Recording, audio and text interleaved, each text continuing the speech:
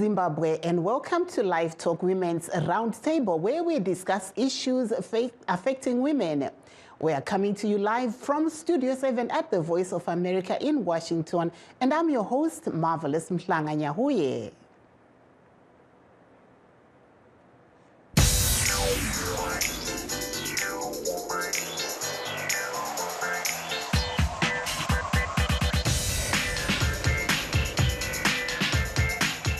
Today on a LiveTalk Women's Roundtable, we're discussing the work some female Zimbabwean entrepreneurs are doing to help empower others in their communities at home and worldwide.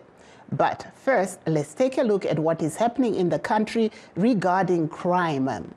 Zimbabwean authorities say they are worried about rising crime, especially armed robbers, whose enforcement has led to law enforcement officers firing at and killing suspects.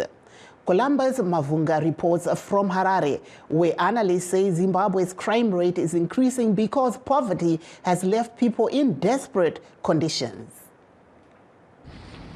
Peter Hapaure says he has seen conmen operating in his Harare, Zimbabwe neighborhood, pulling underhand deals and selling goods that turn out not to exist.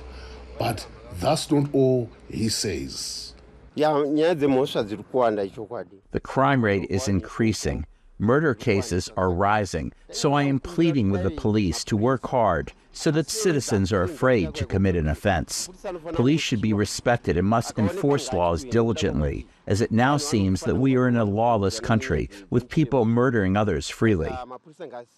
According to official figures, Zimbabwe's national crime rate in the third quarter of 2023 stood at 1,202 per 100,000 people, up slightly from the second quarter. The government reported 1,098 criminal acts leading to death or intending to cause death in that same period, compared to 958 in the third quarter of 2022. Recently, Zimbabwe's police force has expressed concern about a rise in armed robbery, some involving current or former members of the state security.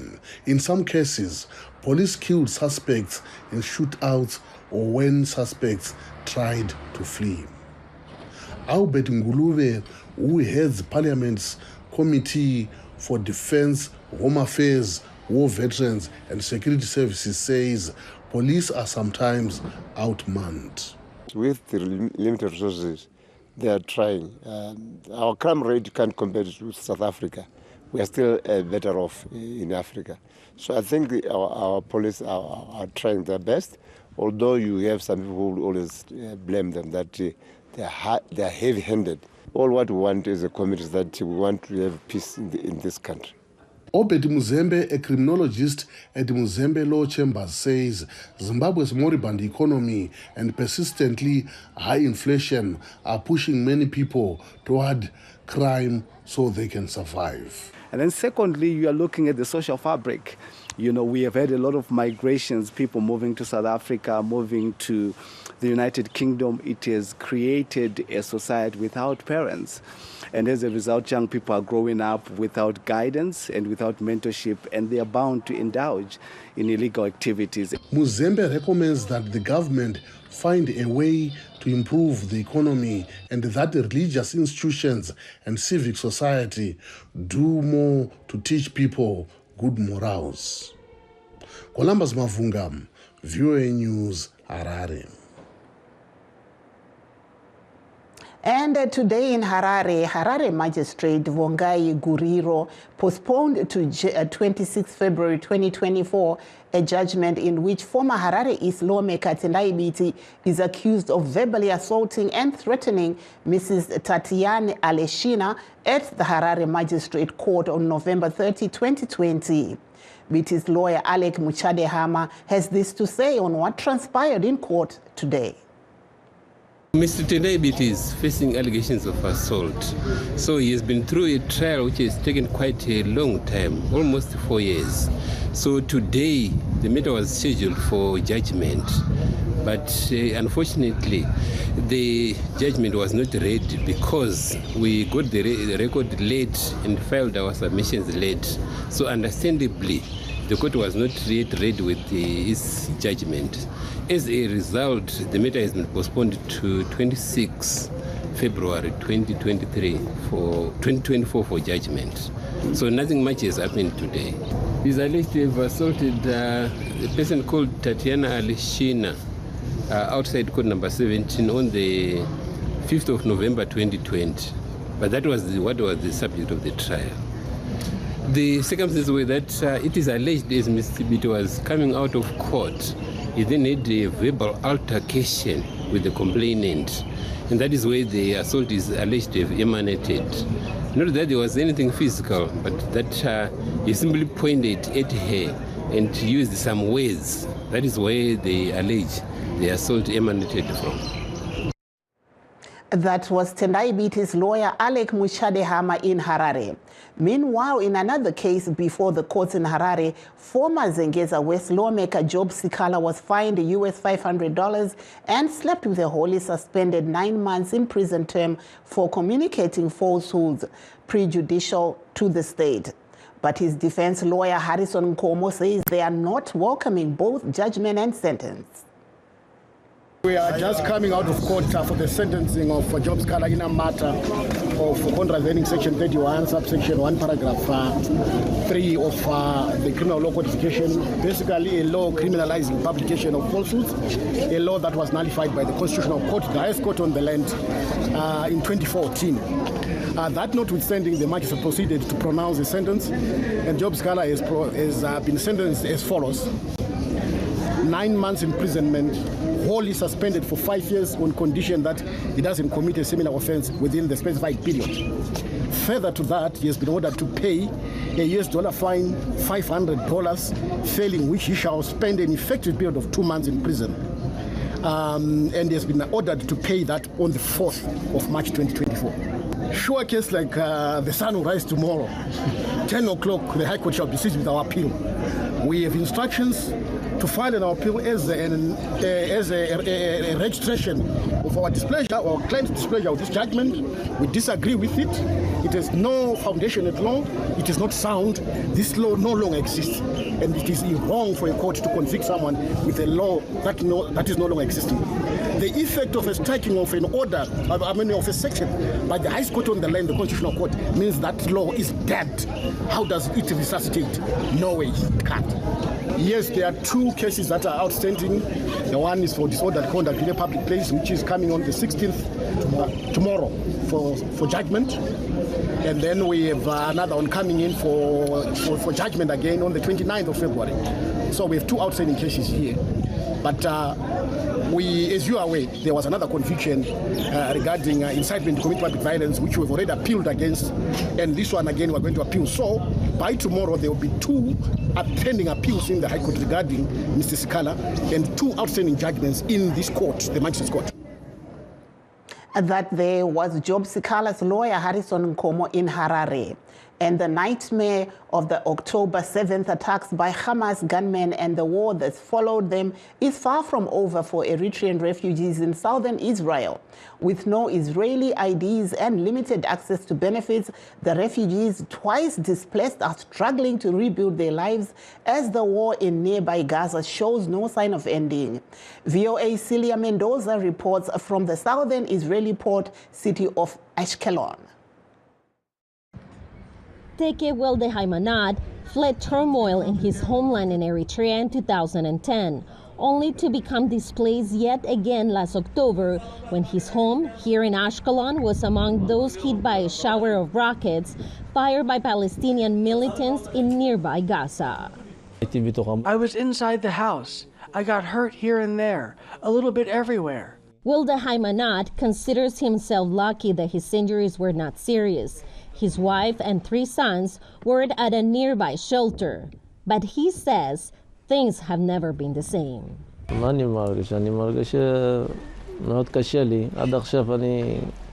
feel it's very hard. What can I tell you? I feel the fear in my body, internal fear.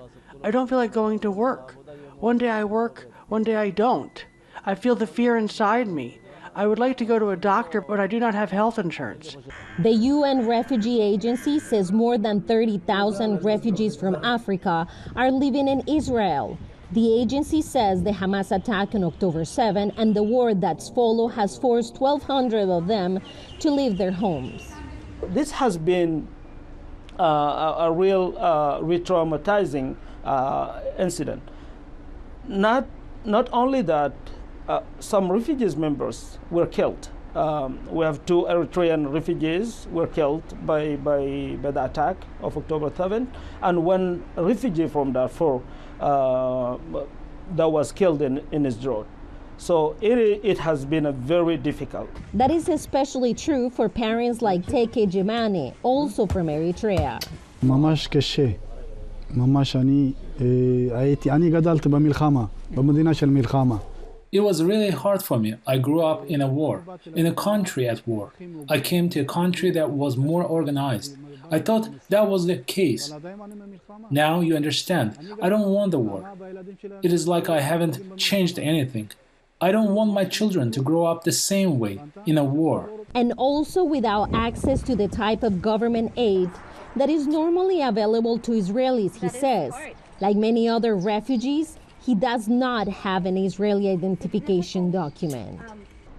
The evacuation system in Israel, unfortunately, is related to Israeli ID, but the vast majority of refugees do not have this ID. So it was hard for them to access this service that was provided by the government to evacuate everyone who have been living in those areas. VOA received no reply to his request for comment from Israeli government officials.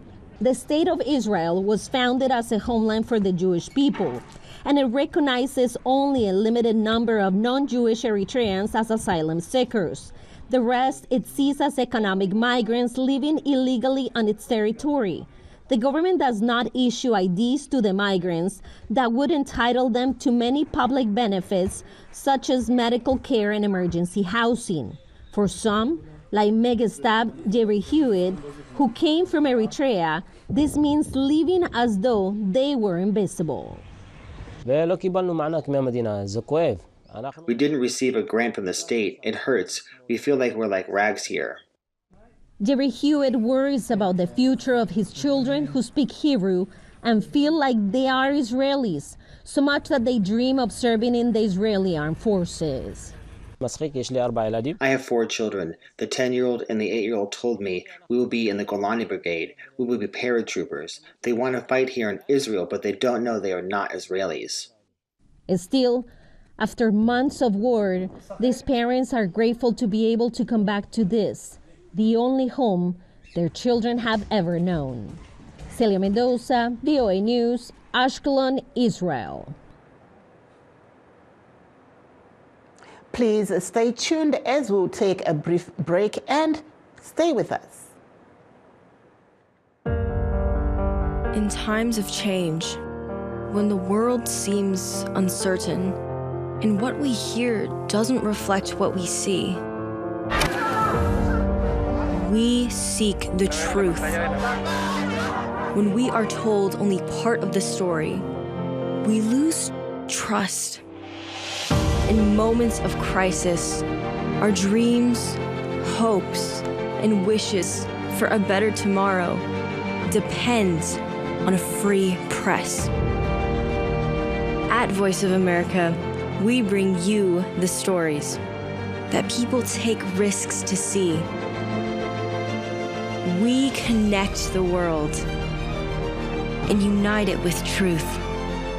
At Voice of America, we show you the whole picture.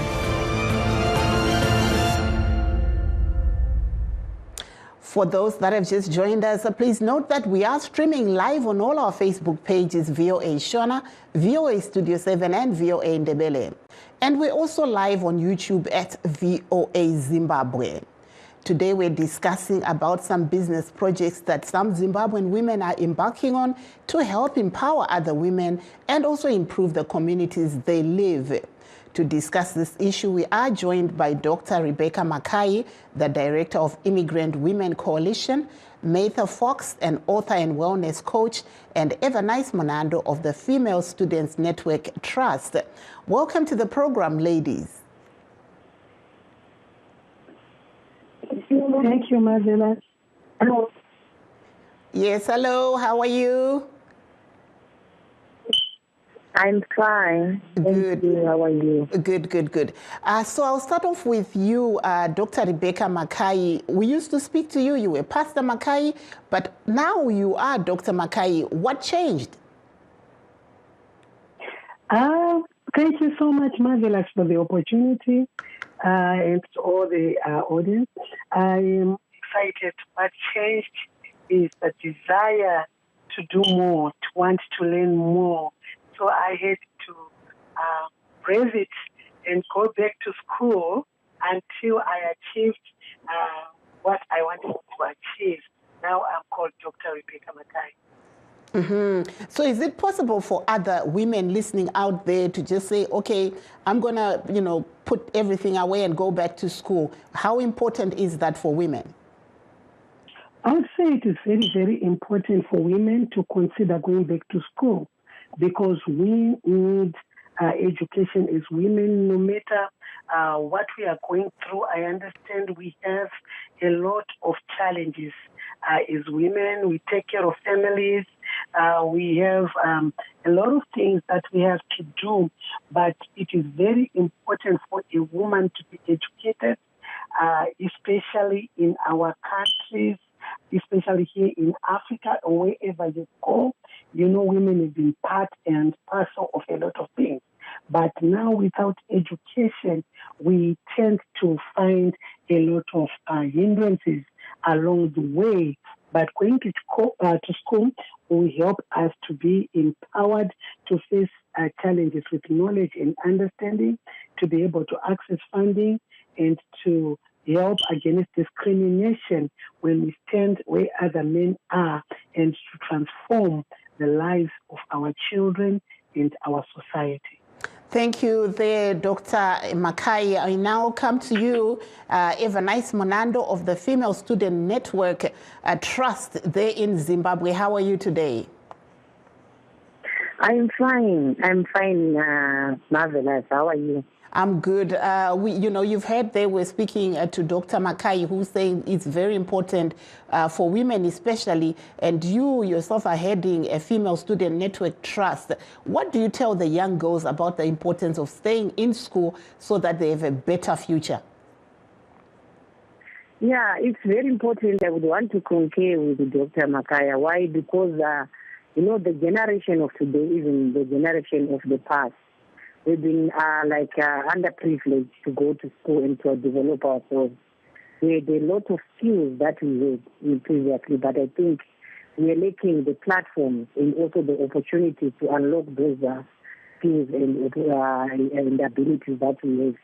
So for female students to stay in school, it's also a kind of empowerment, because you'll be able to do things on yourself and be able to self-depend, and also not be vulnerable in terms of the abuses that might happen. Because if someone is, if a woman is educated, I think there's a lot that is also going to change in terms of transforming lives of other women, and also these female students are young women, and they are going to become older women, and also women who are going to be responsible in transforming our communities. So they want to be at par with these men, because if they don't acquire the skills, the requisite skills that are needed for them to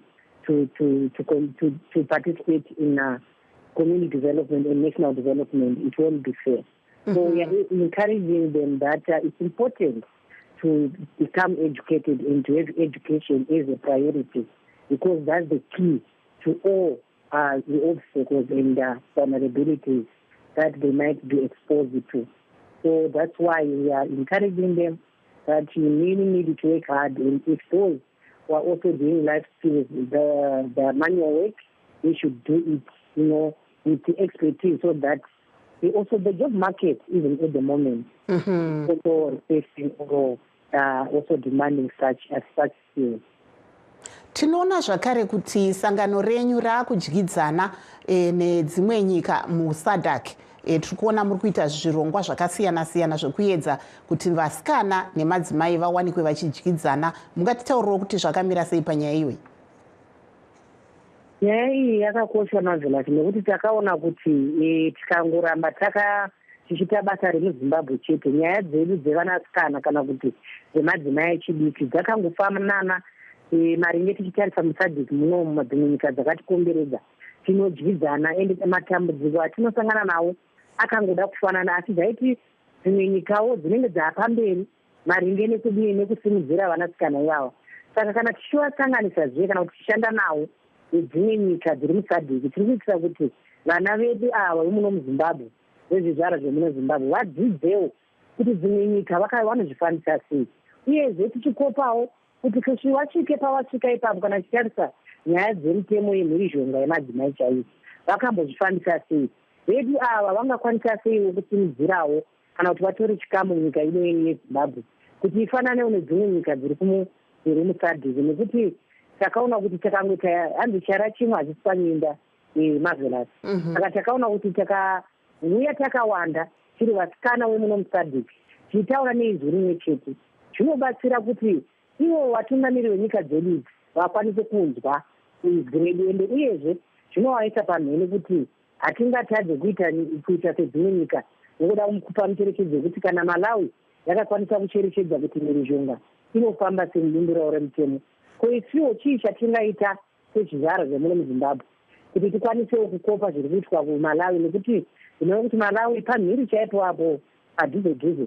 Saka hatingatadze kuti tiitewo izvozvo zvinokwanisa kuti nyika dzedu dzipunduke panyaya dzekusimudzira kodzero dzavanasikana nemadzimai. Saka zviri kutishandira zvakanyanya sesangano redu nekuti taane unyanzvi hwekuti tinofamba sei uyezve tingazviita sei kuti zvishanduke munyika ino yedu yatigere. Thank you so much there. We now switch over to Canada, where we have Martha Fox, who's an author and wellness coach. Welcome to the program. Thank you, Marvelous. Thank you for the invitation. I really appreciate. Tell us a little bit about some of the work that you have been doing to empower especially women and young girls. Yes, and that's a topic in my heart. So the ways I've been empowering women and girls mostly is in the wellness. So I'm really big on helping women improve their mental health, physical health, and their financial health. So one of the bigger problems I've realized is women mostly who are stuck. Most of these women, their husbands have left them. Some of the women, their husbands are still with them, but they're mistreating them like they're in a mess. So I provide a tool just to help them to get out of that situation. And one of the financial wellness I have started, an employment foreign worker in agency. So the goal is to help those women come to Canada so that they can have a fresh start, be able to raise money to take care of their children. And the other one I'm really passionate, that started this whole journey, was the physical health. I struggled with fibroids for a long time, and I did not know. So I empower women to know about fibroids, my journey, what happened, and how I've overcome that problem. So I do that through my book. It's called From Pain to Victory, where I share my story and the recipes I've created that can help with that situation. Tiri ipapo my folks vamwe vangada kuziva mataura imi kuti munobatsira madzimai nyanya vanenge vari kuda kutsvagawo mabasa ikoko kumarimuka kunana Canada uko, asi mazuva tiri kuona kuti pane chitsotsi chakawanda chiri kuitika pane vane kutsvaga mabasa. Vangazive sei kuti zvamuri kutaura izvi zvinozovabatsira? Okay, so for Canada, it's very, very, very strict. Kana une employment agency muno muCanada, autori mari yemunhu kuti ndikuda kukubatsira. What we do, tinotsvaga companies ari kuda kuhaya vanhu vari outside. Saka company, requirements, our job is just to connect the employee and the employer. So at Batemari and my employers, Kuno Canada, is very strict.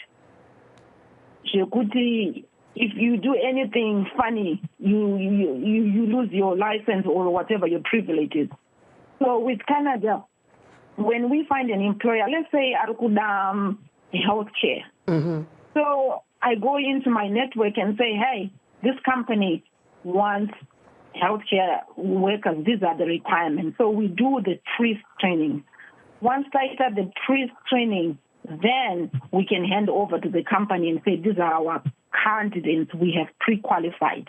So if they meet the requirements, the company running immigration officers or immigration process, it will be out of our hands. As an agency, we only get paid with the company when they've hired a successful candidate. So there's no fear of people losing their money. And when they come, it's a solid contract that says this is an offer for employment from this company. Thank you so much there. I'm sure you will be getting a lot of inquiries. But let me go over to you, Dr. Makai. Your last word, what are your plans this year? Thank you, Marvelous. This year, our plan is to continue to educate immigrant women who are coming to the United States of America to understand how to navigate the system in the United States of America so that it will benefit them to go back to school, how they can access funding. We have lawyers who are helping them to process their immigration papers for free. We have lawyers who can actually help you how to bring your family. These are lawyers that can help you for free. So we are educating women how they can navigate, take advantage of the systems that are in the United States of America that can help them to be able to help people back home themselves first, and then they can help the other women back home. Thank you. How do people find you? We are found on www.immigrantwomencoalition.USA, or you can get hold of me on 651-440-8737, or you can go to our website, Immigrant Women Coalition USA. Thank you very much. Back to you, Ms. Evanni Mando. How can people find your organization, and your last word?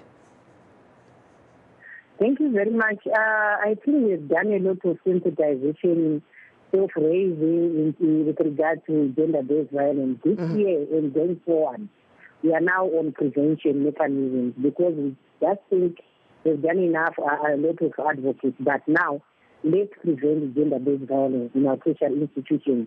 Thank you. These students with, boldness, courage, so that they're able to prevent. Thank you. Thank you so much. And Ms. Fox, where can people find you if they want to hear more about what you're offering? Oh, okay. So in the meantime, my website's under construction, so I cannot give that information yet, but they can find me on Facebook. Send me a messenger, like the name will be Meta Fox, so it's M-A-C-H-E-R, and the last name is Fox. Thank you so much, ladies. It was a pleasure having you, and hopefully we can have a synergy between you three ladies working together to provide these services to Zimbabwean women. So we had there Evanni Mando from Zimbabwe. We also had Dr. Rebecca Mak from here in the United States, and Meta Fox from Canada. So we had a very high-powered team here with us. And that brings us to the end of our show. Signing off in Washington, I'm Marvelous Mhlanganya Huye.